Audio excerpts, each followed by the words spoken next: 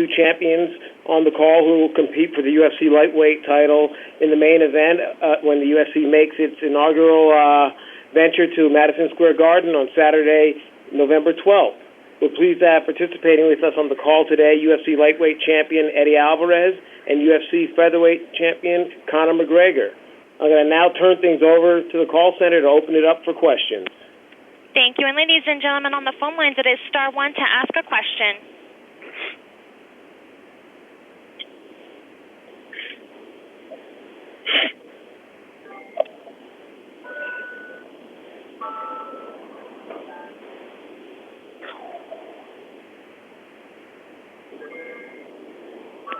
And we'll take our first question from Jack in Carnicata with the Boston Herald. Thank you very much. First question is for Conor.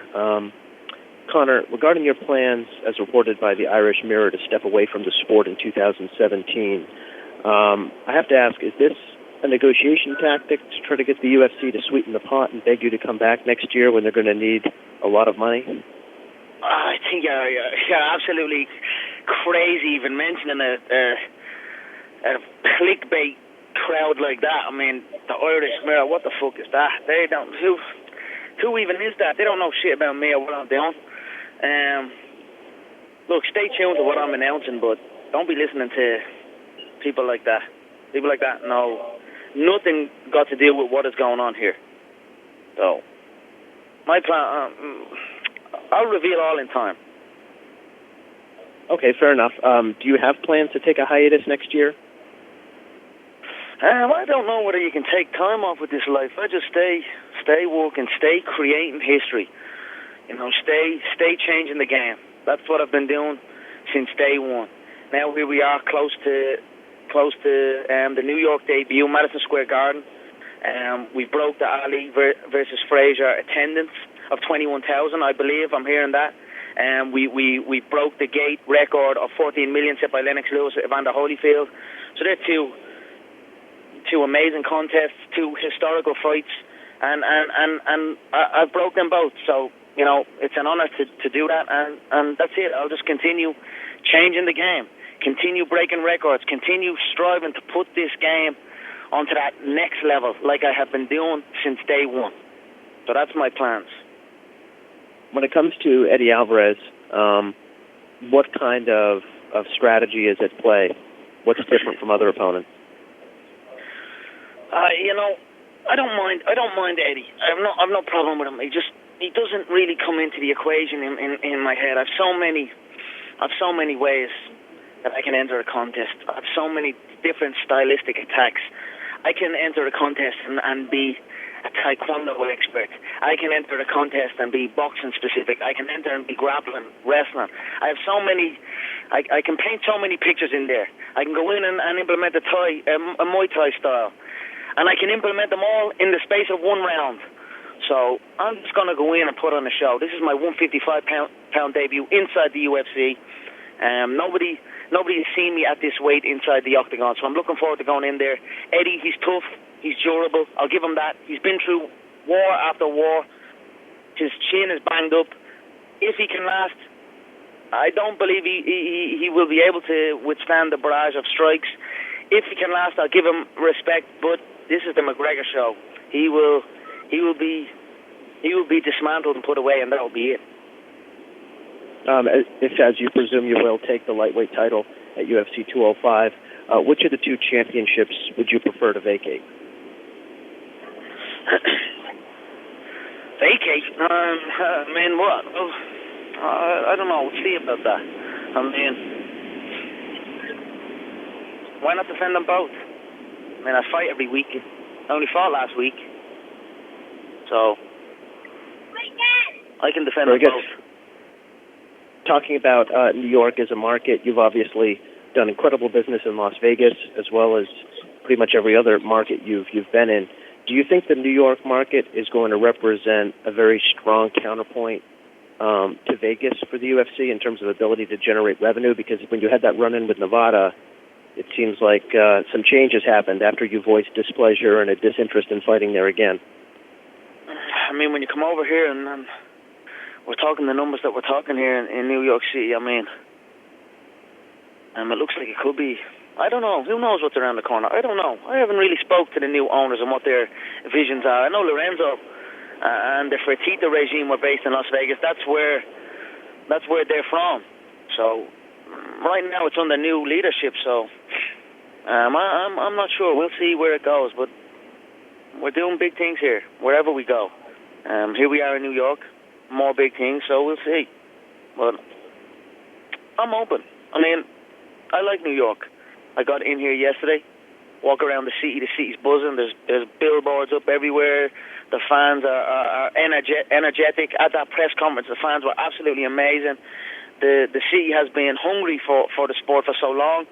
So now here we are, and it's an honour to be leading the way, heading the bill. And I'm going to go out and put on a show, and we'll go from there. I think everyone always looks ahead. Everyone always looks ahead so much, like talking about vacate the belt and all this, or what's after. Let's talk Vegas. I was like, let's enjoy this moment right now, because it took so long to get here. So many hours went into getting the UFC into New York City, and now here we are. Now here we are, potential 2-weight world champion. You know, all these historic super fight, champion versus champion. The first time a champion's gone up. You know what I mean? These are all historic moments, and everyone's talking about after. Hey, we got to take that belt off him. We got to get back to Vegas. Let's just enjoy this historic moment for what it is. So that's what I'm doing. I'm looking to enjoy this whole experience. I'm very confident in my preparation, very confident in my opponent that I'm facing. So I'm looking to just enjoy this whole process. Thank you very much. And if I could quickly for Eddie, Eddie, could you frame up for us how big this is for you in terms of personally, in terms of, you know, taking care of your family, in terms of, you know, kind of a milestone for you in your long career? Can you really try to get us close to how big this is to have this fight? I mean, I fought all over the world. I fought the best guys in the world. I never knew personally, like, if fighting was then never like a job for me. It was always an opportunity. So I never really looked at it like maybe this would work out financially, maybe it wouldn't. Wasn't ever sure, but I knew I just loved what I was doing. So yeah, for me, I made a lot of promises to a lot of people early in my career, and just to be able to get the UFC title, get to the pay-per-view, get to the biggest event in MSG, it's a dream come true, and the time's here, and I'm excited about it, and I think we have the right guy in front of us to do some big things. But finally, Eddie, if you could just quickly size up the remarks Conor had there on your game, the way he's regarding you, sort of, you know, saying that this is just as much about the event as you, but giving you some props as well. What jumped out to you as he assessed what you bring to the table there? I think regardless of what's said to the media, I think it's known to him and his camp what I possess and what I can do, and I think there's enough said. I don't need to say much. I just needed him to sign the paper. I wanted him badly to sign the paper, and now I have the paper signed, and the deal's done for me. My preparation is done. My plan is set, and I'm ready to execute on November 12th. Thank you. Thank you. And again, ladies and gentlemen, it is star one to ask a question. Our next question will come from Damon Martin with Fox Sports. Hey, guys, first question for Conor. Conor, obviously you've had a ton of success at featherweight in the UFC. Your last two fights have been at welterweight. I'm curious, do you feel like lightweight is your best weight class, though? Wherever I choose to go, I'm prepared to go there. I feel great at this weight. I mean, I'm lean, a lot leaner. I'm still eating a hell of a lot of food. Obviously, it's tougher to get to featherweight, but I think it's crazy the way they say I can't get to featherweight no more, or all these crazy things like I ain't the undisputed champion. Like I haven't gone in there and taken out that whole division as like early as last year. You know what I mean? Like December last year that was. How many months is that? It's not even a year ago. What's that? 8 months, 10 months, whatever. You know what I mean? So, and then they're talking about stripping and vacating and all this type of stuff. It's like, hang on a minute. What did I just go and do there? Did I not just take out that division? You know what I mean? Am I not that champion? So wherever I sign, I'm going to fight. You best believe I'm going to show up and be prepared. 145, I'm the world champion. I took out them all. So I'm damn good at 145. And I'm even better at 155, so wherever. I'm curious, Conor, you've accomplished a lot already. I know you were a two-weight world champion in Cage Warriors, and obviously you've broken a lot of financial records for the UFC, attendance records, all these different things you've done. But would winning the second world title, would you feel like that's your biggest accomplishment to date in your career? Yeah, of course. I mean, it hasn't been done before. It's never even been close to a reality in this game, in the UFC. And then to do it on such a monumental stage like this, of course, this will be one of my shining moments. You talk about breaking records and adding, continue to add to the resume, the legacy. I know you've teased, this big announcement, but what else is there in your mind? What kind of records do you want to set? Once you get this, are there other records you have in mind already that say, I want to do this or I want to do that? Yeah, there's a load of avenues I can take. There's a lot of paths I can head down. But again, I must focus on this. This is the main thing for me in my life. That second world title, to hold 2 UFC world titles consecutively, do what's never been done before, and then we'll see what path presents itself at the final hurdle, and then we'll go from there. All those questions about what comes next for you, Conor, and everyone's saying, "Oh, you're going to take time off and this and that." I mean, do you still love it? Do you still love what you do every day? Do you still love, this game as a sport, as the fighting sport? Do you still love it?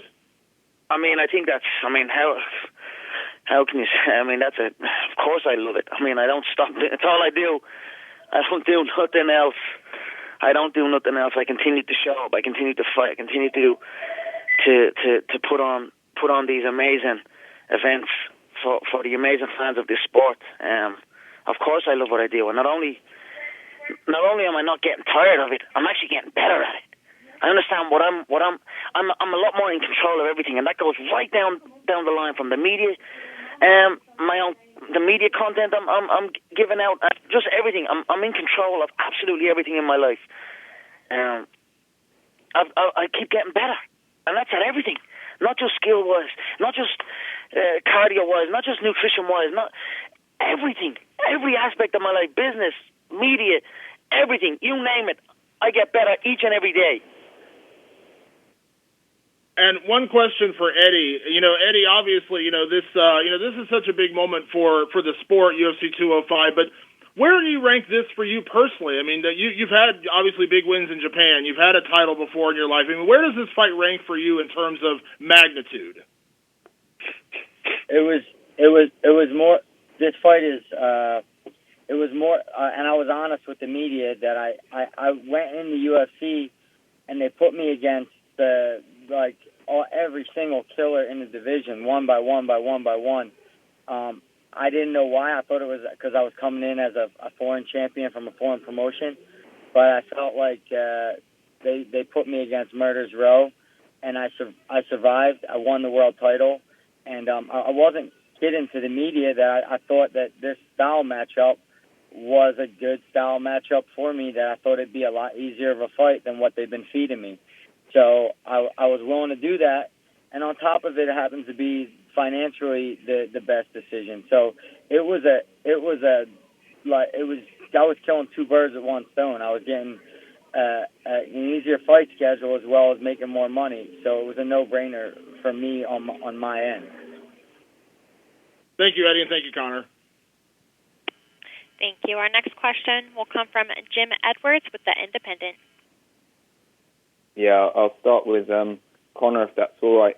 Conor, in a few of your previous fights, you've always said that you've been able to tell a lot about your opponent when you've looked into their eyes for the first time during a stare down. Obviously, you did that with Eddie a few weeks ago back at the press conference. Was there anything you saw in the eyes of Eddie Alvarez when you looked at him? Yeah, I just figured it's a guy he's thinking it's a game. It's like you look into these people's eyes and it's like they don't see it as a reality just yet, and they're trying to look away and make it something else. This isn't happening. And then we're in the octagon, and then we're about to fight, and then I see what I see in their eyes. We came face to face. He tried to stand on his tippy toes and make these little funny faces. It was actually a weird reaction. It humored me. But it's like they put it off. They put it off as part of a game. This is just part of something I've got to do to get to this fight. And then I see them break bit by bit. And then we're in the octagon, and I break them myself. So that's it. I'm looking forward to going in. He's claiming it's an easier contest. I look forward to when the eyes shift, when the eyes roll, and the electric shock darts through his whole body, and he goes to his knees, and then he comes up and he's in survival mode, and that panic sets through his whole body, his whole face, and that's something I'm looking forward to, and I will go out there and I will punish him for that, for those words that he is saying. I'm going to retire him on this night. He has been through a hell of a lot of wars. Full of shit. He has been through a hell of a lot of wars. He's been dropped continuously. I can see it in him. You can see the effects of war on his face. And respect to him. He's a fighter. Nothing but respect. But this will be it for you. You're going to be badly, badly hurt, Eddie, and I mean that. It's over for you. You will not fight again after this. You will not look the same. You will not think the same. And that's it. You're laughable, my man. Shit is laughable. Eddie, can I chuck that across to you? What did you see in Conor's eyes when you looked at him? He's right. I do think it's a game, and I know it's a game. I think he's right in his assessment, and the guys he's picked to fight, these are subpar guys. Even Nate's a 500 lightweight, and everybody in the lightweight division has beat Nate, and he had trouble doing that. So the guys he's faced are nothing of the caliber of fighter I am, and he will see the night of the fight that shit. I've been going up against shitty opponents that were good style matchups, and this one's not, and I'm fucked because he's stronger, way stronger, just as fast, and he's got skill sets that can dominate me any day of the week. That's what the reality he's going to deal with. He's trying to convince himself that he can do something he can't. And the night of the fight, we'll see. And I would We'll see. Well, I would love for you to come. I'm going to hurt you badly. I'm going to rip you up badly. I swear to God. Trust me. You're going to regret that. You ain't ripping shit up. Eddie, if I could just go back to you, what's kind of your long-term ambitions then? Obviously, Conor's looking to put the second belt on his shoulder next Saturday night. But what about you? You got any ambitions to be a champion across multiple weight divisions? I will go down as the best lightweight in UFC history. That's what I'll go down as. It'll start with him, but then I'll make UFC great again and continue to fight the number one guys who belong here. I sincerely feel and felt I deserved a break. This will be my break, and then we'll get back to some real shit. Get back to fighting the real number one contenders who fight the best guys and earn their way to the title. Not the guys who have a funny accent and sell tickets. Conor, if I could just have one last one from you. After this fight was first announced, it was Dana White who did some interviews, and it was him that first kind of alluded to the fact that you have the big announcement to make after UFC 205. Did you know that Dana was going to do that, and was that kind of all part of the plan? Look, just sit tight. Just sit tight. Nobody knows. In reality, nobody knows. Good stuff. Thanks, gentlemen. See you in New York next week. Thank you. Our next question will come from Aidan O'Donoghue with the Irish Sun newspaper. Hi there. I have a question for Eddie Alvarez. Eddie, you and Conor McGregor both featured on the UFC 178 card in 2014. Now, someone had told you then that the two of you would end up standing opposite each other inside the octagon in lightweight title bout in 2016. Would you have believed them? No, I wouldn't have.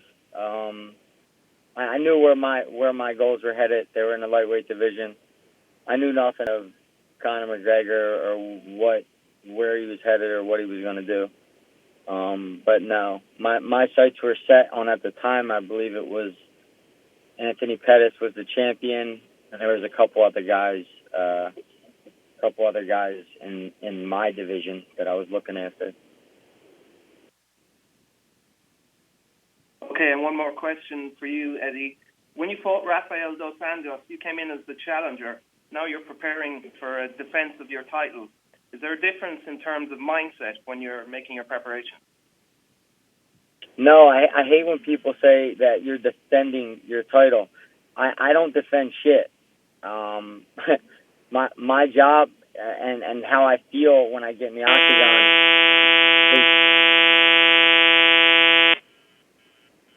is to go after my opponent and finish the opponent. I don't feel like I'm not defending anything. I got nothing to defend.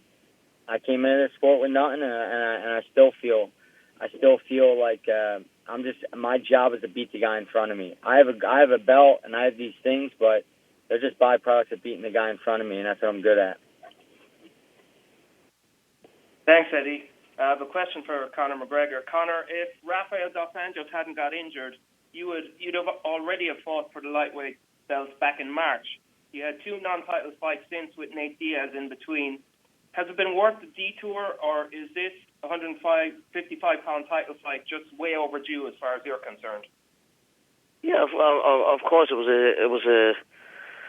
an enjoyable experience going through those 2 contests. I grew as a fighter. Obviously, at the time, he pulled out with a sore foot, and I believe he's talking again like fucking. If he stops, or if he was saying something. I think Dos Anjos was saying, like, if I take the belt and hide or something. Like, last I checked, he's the one that pulled out with a sore foot. But everything happens for a reason. I went through those 2 contests. They were great contests. I grew a lot as a fighter, and that's it. Here we are. It's like I've come full circle for it. So, again, I see Edward and Dos Anjos as similar. One is southpaw, one is orthodox. That's the only difference I see between both of them. It was a pick'em contest, so I'm happy with how it's came about. Now here we are. I face Eddie, and that's it. I've come full circle. Okay, and one more question. You said that the game is in for a shock now that you're fighting at 155 pounds. Why would you say people get a shock? Is it because they'll see something they've never seen before, or is it more about you having to say that some people are underestimating? Sorry, could you say that again? Is everyone else hearing that, or is that just my phone? No, the feedback is coming from Aiden's phone. Sorry, go one more time. Can you repeat that question for me again, please? Yeah, sure. You've said that the game is in for a shock now that you're fighting at 155 pounds. Why do you say... Misquoted, maybe. I said the game is in for a shock. Maybe about something else, but... yeah, go on, sorry, finish your question. Perhaps it was misquoted, but let's just say if you're saying the game is in for a shock, do you say that because people are going to see something they've never seen before, or is it more about you feeling that some people are maybe underestimating it? Yeah, no, I feel they're going to see something they haven't seen before. I'm going to toy with this man, and I'm going to really, truly rearrange his facial structure. His kids, his wife and kids won't ever recognize him again. His friends and the people that he knows will know that he's not the same man after this contest. So he's going to be in a shock when he sees that. And that's it. All right, thanks very much. Thank you. And our next question will come from Alkalish Ganavarapu with the Ringside View. Hey guys, greetings from India. My first question is for Eddie Alvarez. You're on the first ever New York card in UFC history, and you'll be headlining the biggest pay-per-view event arguably in MMA history. Now, when you've fought some big fights before, where does this fight rank among the rest? And are there any nerves due to the sheer magnitude of the event? I didn't understand the last part of your question. I apologize. What is it? I said while you have fought some big fights before, where does this fight rank among the rest? And are there any nerves due to the sheer magnitude of the event? The promotional wise and money wise, it's the top. I've fought better opponents, but when you look at the magnitude of the card, it's going to break every single record in UFC history, I believe. But besides attendance, the only reason it's not breaking attendance is because it don't have the capacity to do so.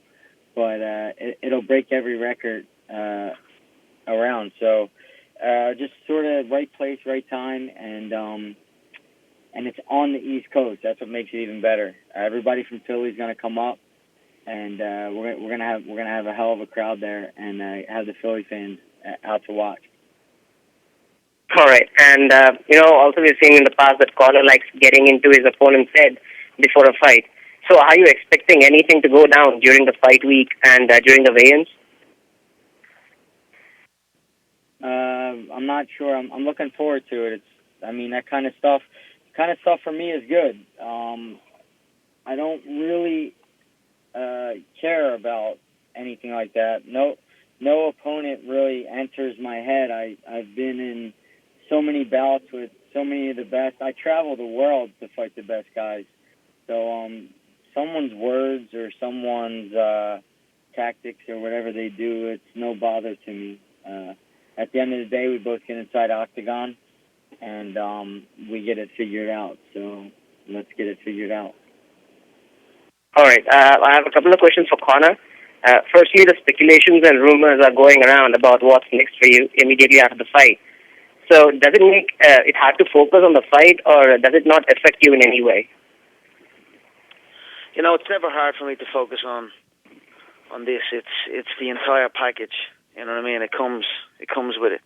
I remain focused. I remain motivated, and that's why I'm doing what I'm doing. That's why we are where we are. So no, it has not been hard for me to stay focused and stay motivated. History is on the horizon. All right, and also Eddie is a durable fighter and has been stopped only once in his entire career by strikes. So what do you make of Eddie's durability in lasting throughout the fight? Yeah, I like his durability. I know he gets badly hurt in fights. I know he's been dropped many times, but he keeps going. So I look forward to that. All right. That will happen in the contest. He'll get dropped. He'll be half out. He'll be in survival mode, and then I'm just going to butcher him and punish him and not let him out of there. So that's the way I see it. All right, and you've been the money man for the UFC for the past couple of years now. So what is your take on the historic New York card, and do you also have any predictions for the fight? It's a historic moment. It's great to be here. It's great to do this.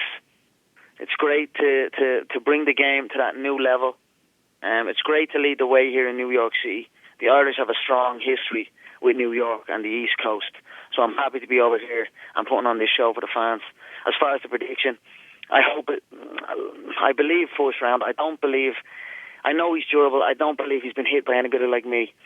I don't believe he will survive. If he does survive and be in that survival mode, then I'm going to toy with him. Then I'm going to rearrange his face for his words that he's speaking right now.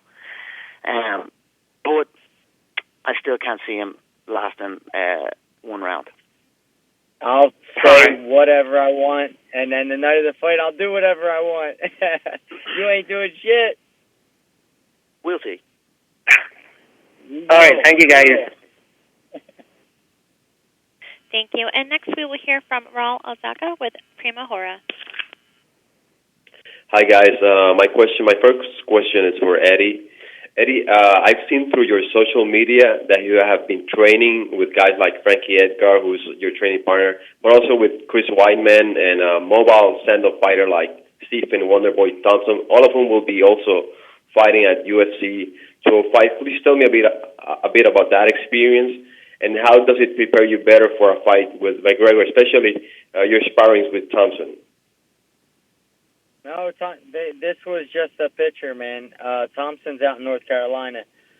We messed around during the press conference during that week, but my training partners, Edson Barbosa, Frankie Edgar, Frankie Perez. We have a room full of world champions. So in the room, there's really small margin for error. You can't make many mistakes, and it's highly competitive. And we spar 3 times a week. So there's no bullshit, no nonsense. And every time we get for a fight, whether it's me, Frankie, Edson, Marlon, whoever it is, we are 100% prepared to go to the death every single time. And I think that's what allows me to be able to fight the way I fight and do what I do. Another question. You're half Irish, half Puerto Rican. Do you think you will be able to garner a lot of support from the East Coast despite all the people that support Conor McGregor? I'm not concerned. I'm not concerned with that. I got my people coming up from Philadelphia.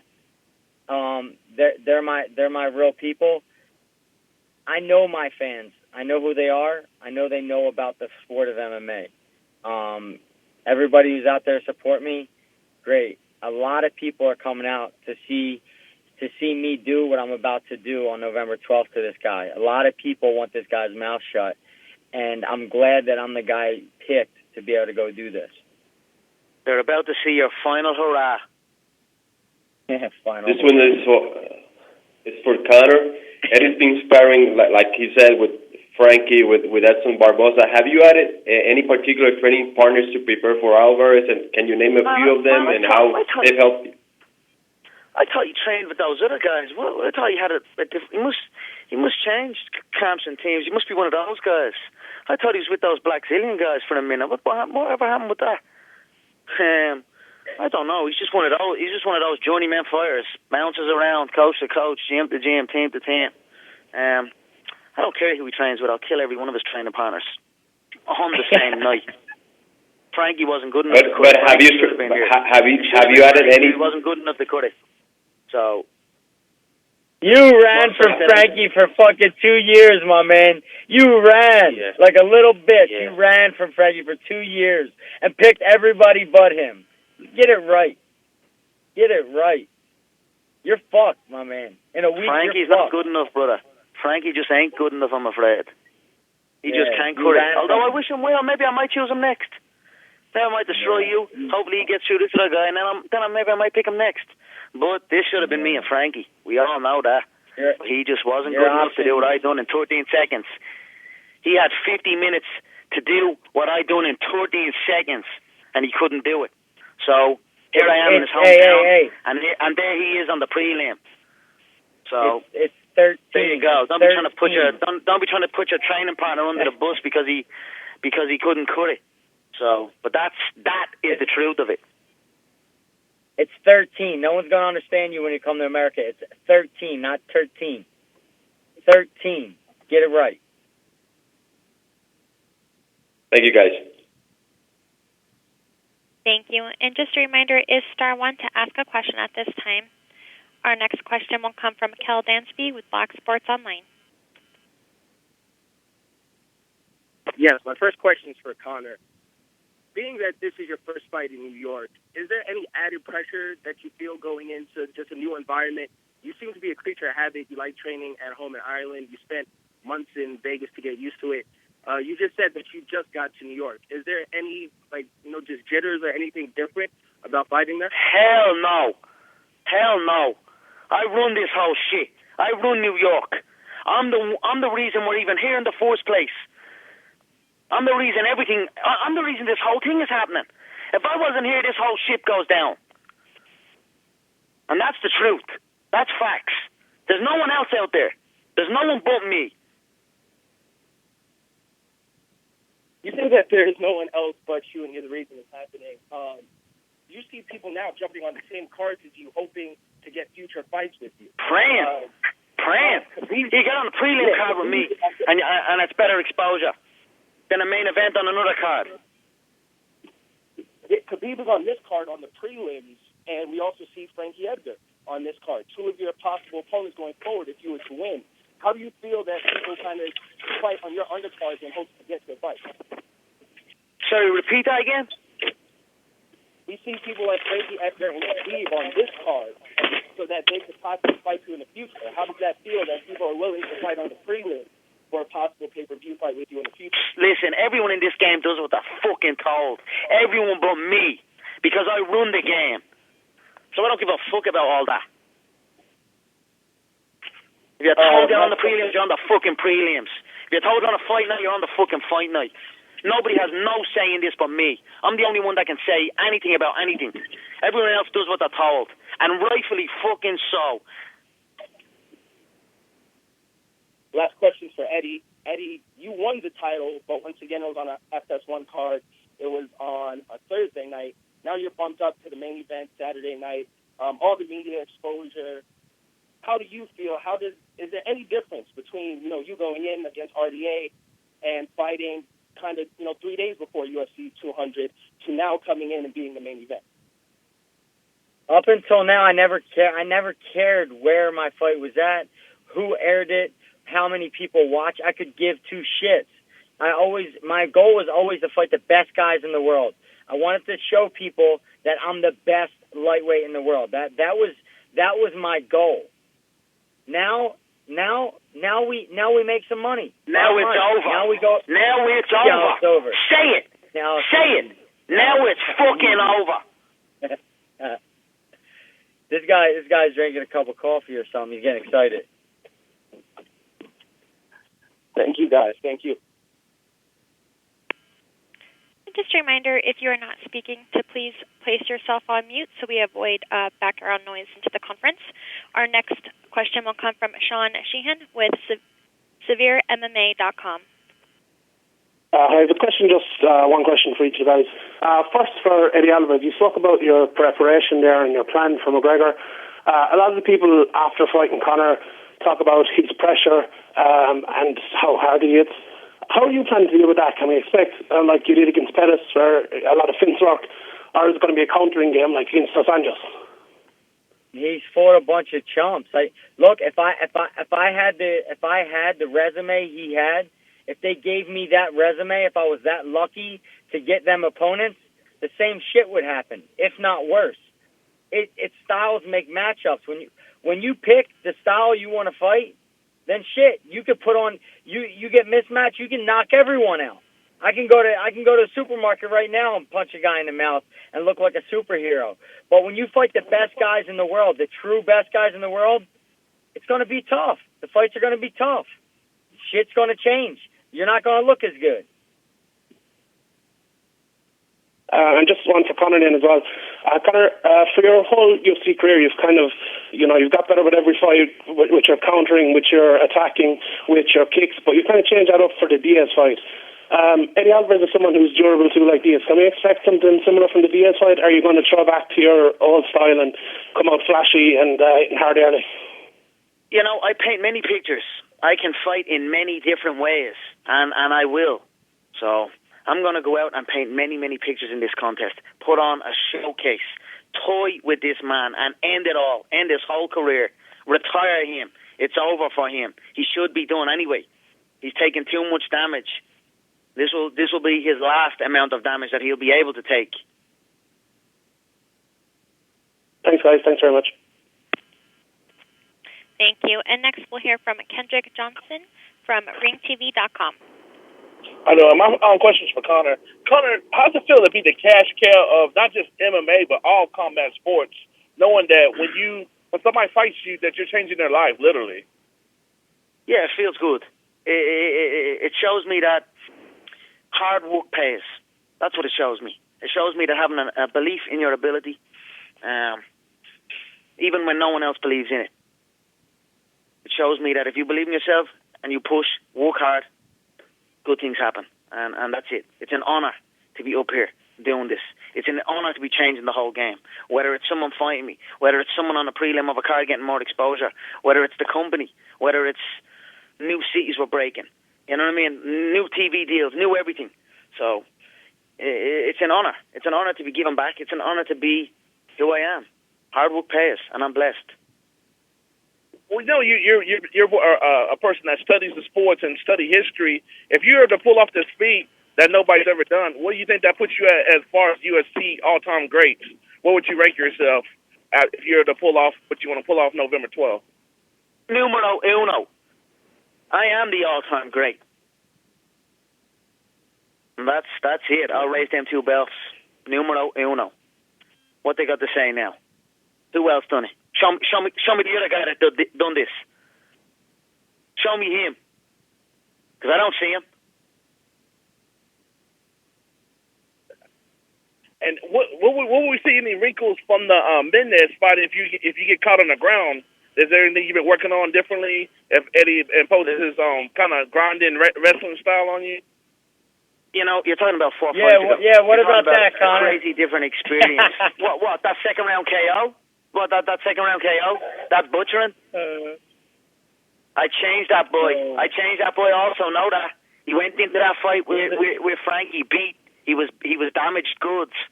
It's over. He's a little guy. Like He's a little guy, and he was whooping your ass. Yeah, a little guy was whooping your ass. He's faster than you. He's got better boxing than you. Cleaner wrestling than you. He's a better fighter than you. What are you talking about? You're bigger and more stuffed. And look at him. Have you seen him? Have you seen him since? Have you seen him right since he fought me? Go have a look at Nate. Go speak to Nate. Go look at his face. Look at Jose. How's Jose doing? Anyone that fights me, it's over for them. It's going to be the exact same for you. You're never, ever, ever going to be the same. Ever again in your life. Your kids after this fight are going to beg you, Daddy, please don't go again. And if the round goes for the championship round, Scott, I know you probably going to first one KO, but say if it goes to that 5th round, it's 2-2, like you and Nate were. Did you learn about yourself that you can dig down and grind out that last round? How do you think that's going to go? I'm sprinting in the 5th round. I'm pushing now in the 5th round. I've gone to that next level on this. I've been very focused on my cardiovascular endurance, on my weight management, on my nutrition. Now my body mass comes down. I'm leaner at 155. My VO2 max has gone through the roof. My resting heart rate is extremely low. So I'm ready. I hope he is, because he's talking like he can outlast me over 25 minutes. But it's a long 25 minutes in there against a guy that can strike you from any angle, from any position. I've ended fights from everywhere. Everywhere I finished fights. So good luck to him. And my 5 questions for Eddie. Did you learn anything about him, good or bad, from his 2 fights with Nate fighting at such a bigger weight? And do you plan on grinding him out? Or are you looking for something spectacular? Or are you just concerned about getting the win, regardless of how it comes? I know what I'm capable of, and I can get it done in any manner. Any manner. If he begins to think about wrestling, his defense is atrocious. He has good striking. His striking's well. His defense is terrible. Terrible defense. Might be the worst in the division. So if he even thinks about wrestling, even before I get started on wrestling him, I may just knock him the fuck out before that. So we don't know what's going to happen. But you know what? You guys are all in for a treat. I know exactly what's going to happen. I'm going to rearrange your face and end your whole career. All right. Look forward to seeing it go down in person November 12th. See y'all at NYC, guys. Thank you. And this just concludes today's question and answer session. Dave, I would like to turn the conference back over to you for any additional closing remarks. Well, thank you, and I'd like to thank our champions, Eddie Alvarez and Conor McGregor, for participating in today's call. Just a reminder about next week's UFC 205 Fight Week schedule. On Wednesday, November 9th, from 9:30 a.m. to noon Eastern Time, we have the UFC 205 Open Workouts featuring the 6 competitors from the event's 3 title fights, and it will take place on the arena floor at Madison Square Garden. Also on Wednesday, November 9th, from noon to 2 p.m. Eastern Time, in the theater lobby at Madison Square Garden, will be the UFC 205 Ultimate Media Day, featuring all of the remaining fighters competing at UFC 205.